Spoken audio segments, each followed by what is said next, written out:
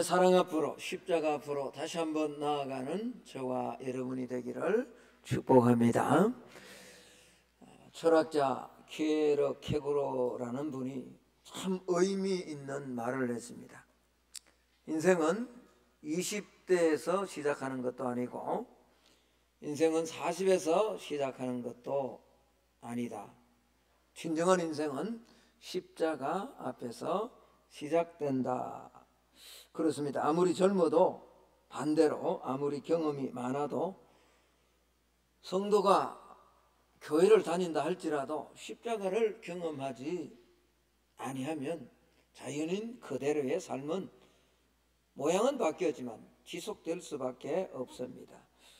십자가는 죄 가운데 있는 인생이 하나님 앞에서 변화되고 완전히 새롭게 출발하는 스타트 포인트가 되는 거죠.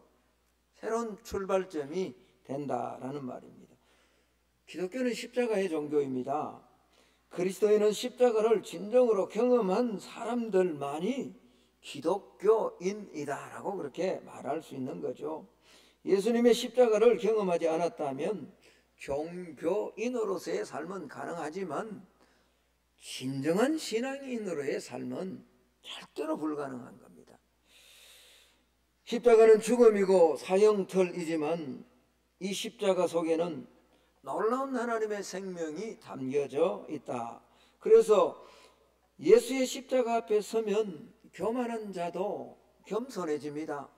도둑도 변화됩니다. 강도도 바뀌어집니다. 천국을 전혀 알지 못하는 자들도 십자가를 경험하면 새로운 소망의 사람이 되는 거죠. 약한 자도 강해질 수 있습니다. 누가? 십자가를 경험하고 십자가 안에 늘 살아가는 하나님의 사람들 말입니다. 그래서 참 십자가의 의미를 깨닫는 자만이 참된 성도의 삶을 살아갈 수 있다라는 거죠. 오늘 이 종려주의를 맞이하면서 다시 말씀드리자면, 예수님께서 기꺼이 십자가의 죽음을 아시면서 고난을 향해 달려가는 이 종려주의를 맞이하면서 우리가 다시 한번 이 예수님의 십자가, 참된 사랑, 생명 앞으로 나아가는 저와 여러분의 삶이 되기를 다시 한번 예수님 이름으로 축복합니다. 새는요, 자기보다 더 큰 날개가 있습니다. 이게 무겁죠. 그러나 이것 때문에 새는 하늘을 날아가는 거예요. 바다를 떠가는, 요즘이야 뭐 동력으로 갑니다만 옛날에는 돛을 달아서 갔잖아요. 황포 돛배도 그 돛대가 무겁습니다. 그러나 그것 때문에 풍랑을 헤치고 원하는 목적지까지 항해할 수 있는 거죠. 성도의 삶에도 마찬가지입니다. 이 십자가가 때로는 고난과 같이 여겨지지만 십자가에 생명이 있기 때문에 신앙의 삶은 싱싱하고 하나님이 원하시는 그런 신앙의 삶을 견지할 수 있다라는 겁니다. 그래서 이 십자가가 하나님의 사랑이다라는 것을 우리는 꼭 알아야 됩니다. 오늘 본문에 보면 예수님께서 십자가를 주시기 위해서 올라가는데, 오늘 33절에 보면 해골이라 하는 곳에 이르러 거기서 예수를 십자가에 못 박고 두 행악자도 그렇게 하니 하나는 우편 하나는 좌편에 있더라 라고 말씀합니다. 여러분, 해골이라는 곳에 이르렀습니다. 그래서 이곳을 아람어로 골고다라고 말하는 거죠. 이곳은 죄인을 처형하는 장소입니다. 이곳에 3개의 십자가가 놓여 있고, 물론 더 많은 십자가들이 있었겠죠. 그러나 예수님이 오늘 십자가를 주실 때 3개의 십자가가 있었고 좌편 우편에 두 행악자가 있었다. 오늘 이 본문에서 말하는 행악자, 헬라어 카쿠크루스라는 이 말은 일반적인 행악, 일반적인 악을 범한 자를 말하지 않습니다. 로마를 대항해서 약탈과 살인을 범함으로 극악한 반역 행위를 한 자를 일컫는 단어입니다. 그러니까 이런 자들만이 십자가의 형벌을 받는 거죠. 아무나 이 모진 고통, 아주 극심한 고통이 있는 이 십자가의 형을 일반 범죄를 했다고 그렇게 이 형을 당하는 것이 아니다라는 거죠. 아주 극심한 극악한 반역 행위나 범죄 행위를 저질렀을 때 당하는 형이 십자가형이다라는 겁니다. 그런데 빌라도가 그렇게 죄를 찾고자 신문을 했지만 죄를 찾지 못했던 그 예수님이 오늘 이 십자가에 처형을 당하고 있다라는 겁니다. 종교 지도자들이 행악자들과 함께 예수 그리스도를 그런 동급으로 여기고 십자가 형벌을 가했다라는 겁니다. 그러나 예수님은 행악자가 아닙니다. 그분은 생명의 주가 되십니다. 그래서 하나님께서 그를 살리신 거죠. 사도행전 3장 15절의 말씀을 보면요, 이렇게 말씀합니다. 우리 같이 한번 읽어봅니다. 시작. 생명의 주를 죽였도다. 그러나 하나님이 죽은 자 가운데서 그를 살리셨으니 우리가 이 일의 증인이라. 예수님은 행악자가 아니라 예수님은 생명의 주인이 되신단 말이에요. 저와 여러분의 영생의 주인이 되시는 분이 예수님이십니다. 그런데 그분을 오늘 좌우에 십자가를 지는 행악자들과 똑같은 동급으로 여기고 종교 지도자들이 이 형벌을 가했다라는 말입니다. 그러나 주님은 행악자가 아니라 생명의 주가 되신다라는 말입니다. 그래서 주님은 오늘 이 십자가를 지시면서도 오늘 34절을 한번 볼까요? 이렇게 기도하십니다. 이에 예수께서 이르시되 아버지여 저들을 사하여 주옵소서. 자기들이 하는 것을 알지 못함이니이다 하시더라. 그들이 그의 옷을 나누어 제비 뽑을세라고 말합니다. 주님은 이들을 위해 용서의 기도로 하나님께 부탁을 하는 거죠. 사람이 사람을 용서하는 순간이 아닙니다. 하나님께서 사람을 용서하시는 하나님의 용서이죠. 이게 하나님의 사랑이다라는 거예요. 십자가는 한마디로 말하면 사랑입니다. 한 사람 한 사람 너무나 사랑하시는 하나님의 사랑입니다. 여러분, 이 사랑이라는 것이, 사랑의 속성이 표현이 잘 안 되고 더 어려운 것은 전달이 잘 안 된다라는 거예요. 그래서 사랑하는 연인끼리도 자주 그렇게 묻잖아요. 자기 나 사랑해? 사랑하는지. 그래서 만났는데, 그래서 그 젊은 여인이 만나서 밤새 이야기를 하고 나누고, 그런데 헤어질 때 또 뭐라 그러죠? 묻잖아요. 자기 정말 그냥 사랑하는 게 아니라 정말 나 사랑해. 왜? 그렇게 사랑하는 걸 함께 있었고 함께 시간을 나누었음에도 불구하고 사랑은 전달이 잘 안 된다. 확인이 잘 안 된다. 여러분, 부모 자식 간에도 그렇지 않나요? 부모가 자식을 사랑하지 않는 부모가 어디 있냐고요. 그렇게 사랑하는데도 첫째 놈은 둘째 놈과 비교해서 둘째 놈보다 자기를 덜 사랑한다 그러고, 둘째 놈은 큰 형보다 나를 덜 사랑한다 그러죠. 왜요? 전달이 잘 안 되기 때문에 그렇습니다. 그래서 부모는 끊임없이 말하죠. 내가 널 사랑한단다. 그리고 또는 뭐죠? 스킨십을 하잖아요. 손길을 줍니다. 이런저런 모습으로 끊임없이 손길을 줍니다. 그리고 함께 시간을 보낸 거죠. 이게 사랑입니다. 하나님도 마찬가지였습니다. 하나님께서 우리를 향한, 이스라엘 백성들을 향한, 하나님의 자녀들을 향한 사랑이 그랬습니다. 선지자들을 보내주셔서 내가 너희들을 사랑한다. 너희 약하기 때문에 너희들을 택했다. 그리고 광야 40년을 지나면서, 아니 사사기 그 극심한 고난 가운데도 그렇게 반역함에도 불구하고 하나님은 부르짖으면 또 사사들을 세워서 건져주시고 그렇게 사랑해 주셨다라는. 그럼에도 불구하고 이스라엘 백성들은 역사 속에서 하나님의 자녀들이 이 하나님의 사랑을 알지를 못한 거죠. 그러니 하나님께서 극단의 방법으로 선택하신 사랑의 표현이 바로 이 십자가였다라는 거예요. 자기 아들을 십자가에 죽이심으로 사랑을 전달하시는 거죠. 사랑의 가장 진실한 언어는 희생입니다. 희생. 자기를 죽이는 거죠. 그래서 칼 바르트라는 신학자는 십자가의 의미를 두 가지로 요약했습니다. 자기 몸을 내주기까지 하시는 하나님의 사랑이 십자가이다. 인간의 죄는 십자가 아닌 다른 방법으로 해결할 길이 없어서 십자가의 대가를 치르고야 죄 문제가 해결됨을 보여준다. 불행의 씨앗을 완전히 십자가를 통해서 제거해 주셨다라는 말입니다. 그렇습니다. 십자가 안에 엄청난 사랑이 계시되어 있습니다. 그래서 우리가 처음 이 십자가를 경험하고 만났을 때 눈물을 흘릴 수밖에 없었던 거죠. 감격할 수밖에 없었던 거죠.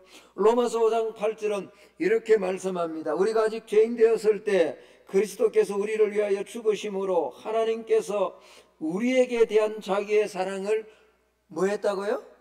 확정해 주셨대요. 뭘 통해서? 하나님이 너 정말 사랑한다, 우리를 사랑한다라는 것을 보증으로 완전하게 확실하게 정표로 보여준 확정, 그게 뭐죠? 십자가다라는 겁니다. 그런데 이 십자가의 사랑을 알지 못하고 깨닫지 못하는 인간은 십자가 앞에서 오늘 이런 행동들을 하고 있습니다. 34절을 볼까요? 하반절에 그들이 그의 옷을 나눠서 제비를 뽑고 있습니다. 35절에 보니까 백성들은 구경하고 관리들은 비웃고 마저 조롱합니다. 그러면서 35절에 뭐라고 말합니까? 저가 남을 구원하였으니 만일 하나님이 택하신 메시아 그리스도이면 너도 너 자신을 구원하라. 이게 얼마나 큰 조롱입니까? 36절 37절에 또 그렇게 군인들도 희롱을 합니다. 그러면서 37절에 이렇게 말합니다. 이르되 네가 만일 유대인의 왕이면 네가 너를 뭐하라고요? 구원하라. 39절에 가볼까요? 심지어는 그 행악자, 지금 십자가에 달려 돌아가는 그 한편에 있는 행악자도 예수님을 비방합니다. 뭐라고요? 네가 그리스도가 아니냐? 그리스도면 네가 너와 우리를 함께 구원하라 라고 이렇게 지금 비방하고 있습니다. 이것이 뭐죠? 십자가를 대하는, 십자가의 사랑을 알지 못하는 인간들의 모습이다라는 겁니다. 여러분 오늘 34절에 보면요, 35절에 보면 서서 구경한다, 십자가에 대해서 방관자의 모습으로 삶을 살아간다라는 거죠. 자신과 아무런 상관이 없는 것처럼 구경꾼으로 십자가를 생각하고 살아갑니다. 예수님의 십자가가 자신들과는 아무런 상관이 없다는 거죠. 그러나 실상 예수님의 십자가는 자신들과 무관한 것이 아닙니다. 오늘도 세상에는 이런 사람들 많습니다. 너무 많습니다. 십자가의 사랑을 알지 못하는 자들이 방관자처럼 서서 구경하는 것처럼 십자가를 생각하고 그렇게 아무런 자기와 상관없는 것처럼 살아가는 사람들이 대부분입니다. 예수 모르는 사람들요. 왜 그럴까요? 자기는 죄인이 아니다라고 생각합니다. 우리가 복음 전하다가 당신 죄인이야, 구원받아야 돼 그러면 막 화를 냅니다. 내가 왜 죄를 지었나고. 복음 전하는 구원받아 하나님의 자녀가 된 사람에게 그렇게 하죠. 네가 내처럼만 살아라, 그렇게 반문하죠. 화를 냅니다. 왜? 의롭다는 겁니다.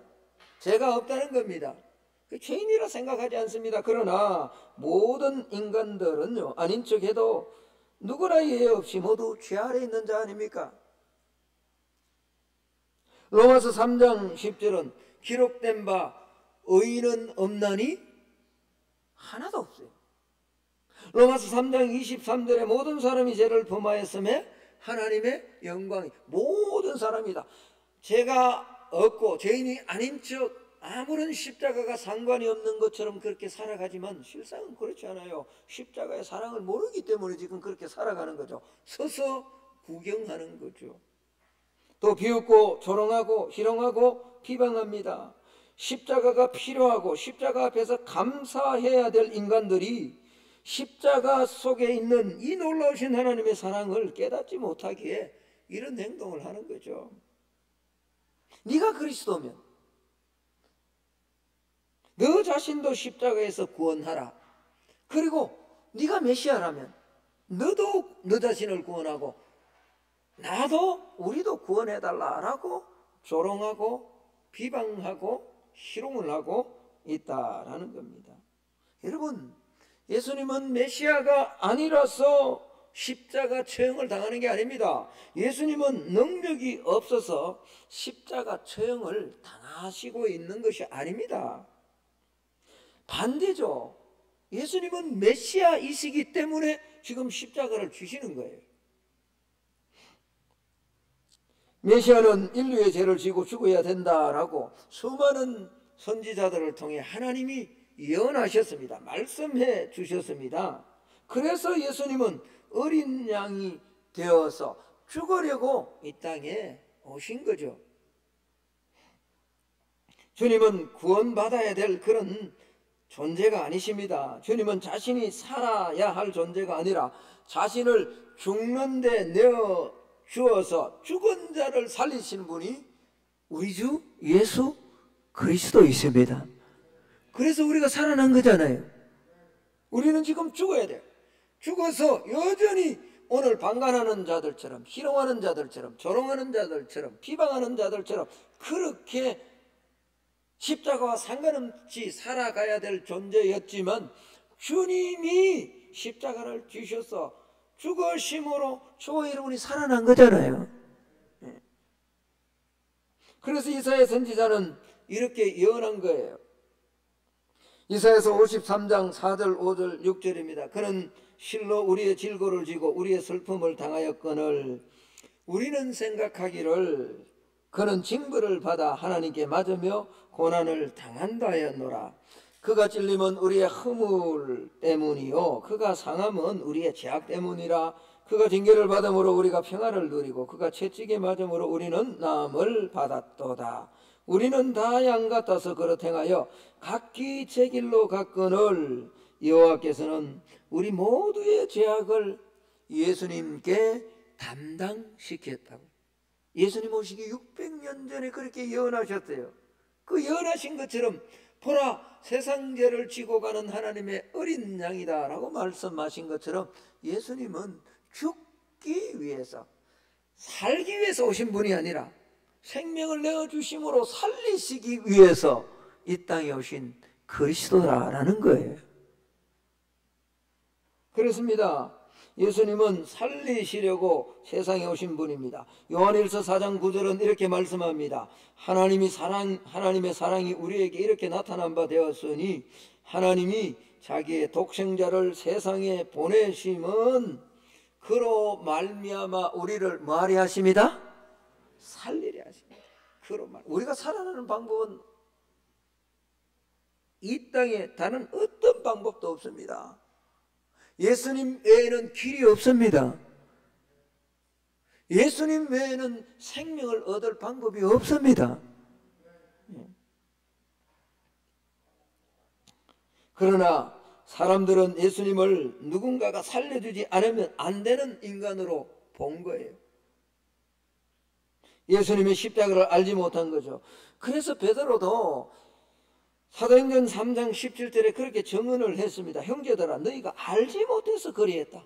그래서 알지 못하기 때문에 지금도 방관자로 살아가고 지금도 희롱하고 지금도 조롱하고 지금도 비방하는 그런 삶을 살아가는 거죠. 뭘 모르기 때문에 십자가 안에 있는 생명과 십자가의 사랑을 모르기 때문에. 그러나 여러분 오늘 이 본문에 똑같이 죽어가지만 한 행악자는 놀라운 고백을 합니다. 오늘 42절 말씀을 한번 볼까요? 우리 같이 한번 읽어보기를 원합니다. 42절의 말씀입니다. 같이 읽습니다. 시작. 이르되 예수여 당신의 나라에 임하실 때 나를 기억하소서 하니. 한편의 강도는 네가 메시아 맞잖아. 그렇다면 너와 우리를 구원하라 라고 그렇게 막 비방할 때 또 한편의 강도는 이렇게 이야기를 합니다. 그 사람을 꾸짖으면서 네가 동일한 정죄를 받고서도 하나님을 두려워하지 아니하느냐? 우리는 우리가 행한 일에 상당한 보응을 받는 것이니 이에 당연한 것이거니와 이 사람이 행한 것은 옳지 않은 것이 없느니라. 여러분, 이게 이해가 되나요? 오늘 극악한 반역 행위를 해서 십자가의 처형을 당하는 이 사람이 어떻게 이런 고백을 할 수 있었을까요? 생각해보면 인간의 이성으로 어쩌면 이해되지 않는 그런 부분입니다. 그런데 여러분, 이렇게 고백하고 오늘 42절에 당신의 나라가 임할 때 나를 기억해 달라고 하는 이 고백이 하나님의 은혜입니다. 저와 여러분이 어떻게 하나님을 알 수 있고 어떻게 예수님을 알 수 있냐고요? 우리는 그런 존재가 아니에요. 그런데 저와 여러분이 하나님을 안 것이 아니라 하나님이 찾아오셔서 저와 여러분에게 이 십자가의 사랑을 보여주셨기 때문에 우리가 주의 사람이 된 거잖아요. 이게 은혜 아닙니까?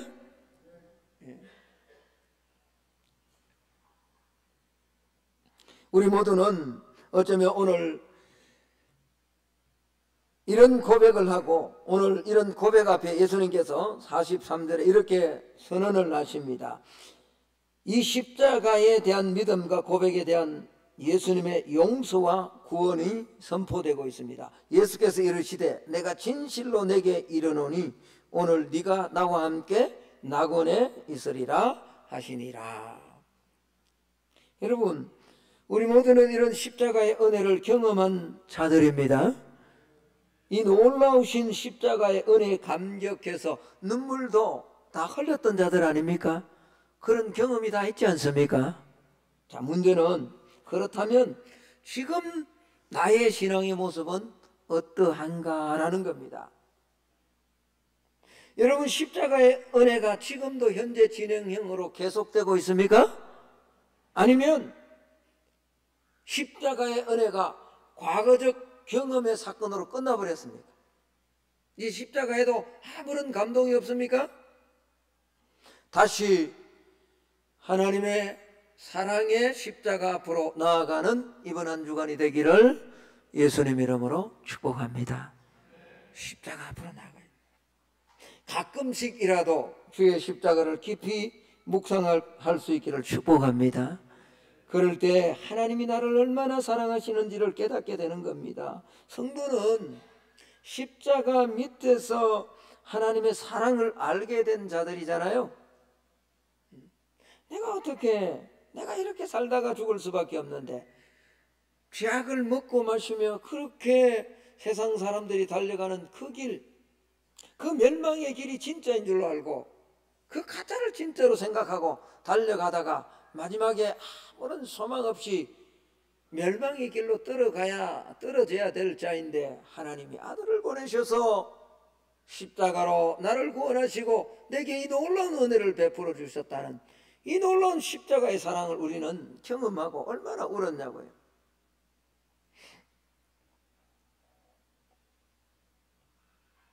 여러분이 하나님의 사랑을 모르면요, 성도라 말할 수 없습니다. 요한일서 4장 8절은 이렇게 말합니다.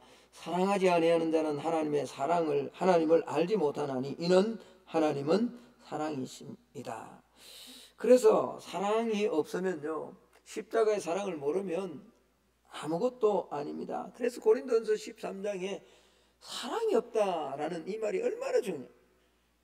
사랑이 없으면 천사의 말을 할지라도 우리 몸을 구제하는데 불사는데 내줄지라도 그 아무것도 아니에요. 아무것도 아니에요. 여러분, 저와 여러분이 이 사랑을 경험하고 이 사랑에 거하면 모든 삶의 문제, 심적인 문제, 영적인 문제, 고통도 온전하게 해결될 줄로 믿습니다. 사랑받지 못해서 입은 상처들, 수직적인 관계 속에서, 수평적인 관계 속에서 이 사랑 안에 깊이 들어가면 용서하지 못할 자도 없어요. 이해가 안 되는 것도 없어요.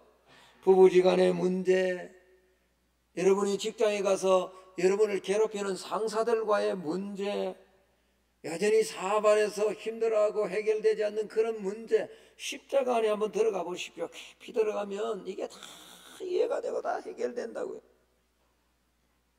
그래서 하나님의 사랑의 십자가는 능력의 십자가다라고 말할 수 있는 겁니다.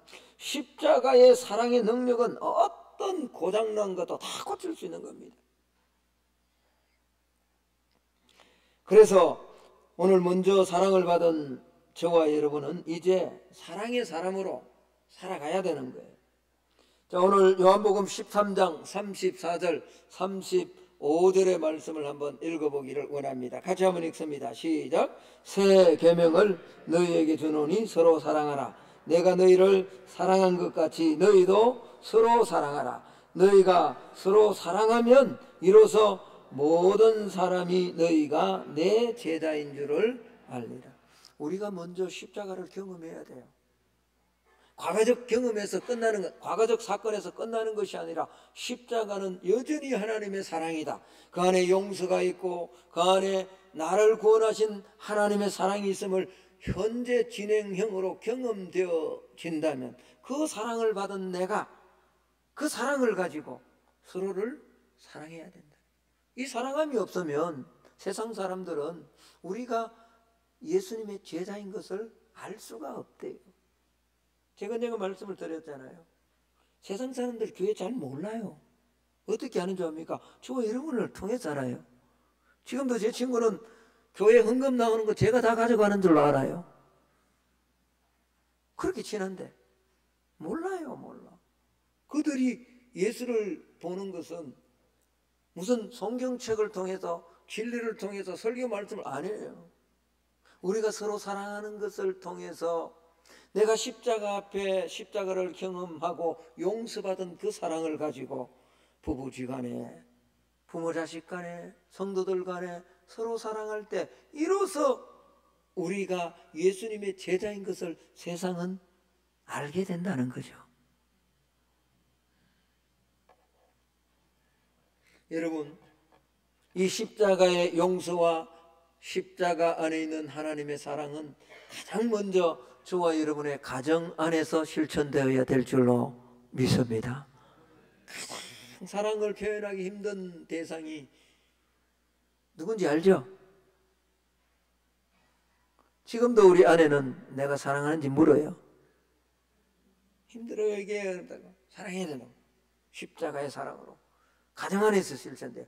지금도 그렇게 30이 다 돼가는 내 자녀들도 여전히 의문을 가져요. 아빠가 내 사랑하는가?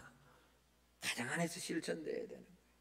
그리고 이 사랑은 교회에서 또 여러분이 살아가는 삶의 현장 속에서 나타나야 된다라는 겁니다. 여러분, 구체적으로 가정과 삶의 현장에서 십자가의 사랑을 이미 경험한 우리, 내 안에 여전히 베푸시는 하나님의 사랑을 삶 속에서 실천하며 승리하는 그런 한 주간 되기를 소망합니다. 우리가 고난주간을 맞이해서 금식하면서 경건하게 사는 것도 참 중요합니다. 그러나 정말 중요한 것은 그런 외적인 부분들이 꼭 필요하지만 내 안에 있는 이 십자가의 사랑을 구체적으로 삶 속에 실천하며 증거하는 삶이 중요하다라는 겁니다. 여러분, 말씀의 결론을 맺을까 합니다. 낙타는요, 하루 일을 끝내고 집에 오면 주인 앞에 무릎을 꿇는다고 합니다. 그러면 주인은 낙타의 등에서 짐을 내리죠. 그리고 다음날 하루를 시작할 때 낙타는 역시 주인 앞에 무릎을 꿇습니다. 그러면 주인은 낙타의 등에 여전히 또 짐을 얹이죠. 이때 낙타는 주인이 얹어주는 대로 짐을 다 싣고 등에 짐을 얹은 채로 꿇었던 무릎을 펴고 일어섭니다. 아무런 불평이 없다는 겁니다. 여러분, 낙타가 왜 그렇게 힘든 것 같지만, 우리가 보기 힘든 것 같지만 아무런 말 없이 도착하면 무릎을 꿇고 또다시 하루가 되면 또 주인 앞에 그렇게 무릎을 꿇을까요? 그건 다름이 아니라 그 주인이 자기가 질 수 있을 만큼 짐을 짊어준다는 것을 경험했기 때문에 그런 거예요. 저와 여러분이 오늘 하루, 이번 한 주간 또 한 달을 살아가며 무거운 것 같지만 여러분, 십자가에서 우리 죄의 문제를 다 해결하시고 우리의 고난과 아픔과 연약함을 다 동정하신 예수님은 우리가 짊어지지 못할 만큼의 십자가를 우리에게 치워주지 않습니다. 저와 여러분이 아침이면 또 새로운 일을 할 수 있을 만큼의 고난과 십자가만 우리의 등에, 우리의 인생에 허락하시는 줄로 믿습니다. 왜? 주님이 먼저 십자가를 다 지시고 우리의 연약함과 우리의 약함을 다 하시고 체휼하셨기 때문에 그렇습니다. 그러기에 이번 한 주간, 이 고난 주간을 맞이하면서 이 십자가 앞으로 다시금 나아가서 과거적 사건에서 끝나는 것이 아니라 이번 한 주간 다시 한번 회복되어지고 용서와 사랑이 경험되고 주님 주시는 힘으로 이번 한 주간 어떤 고난이나 십자가가 있더라도 넉넉히 이기며 주님을 기쁘시게 하는 그런 한 주간의 삶을 살아내는 우리 성만의 모든 가족들이 다 되시기를 예수님 이름으로 축복합니다. 하나님 감사합니다. 사랑의 십자가 앞으로 이번 한 주간도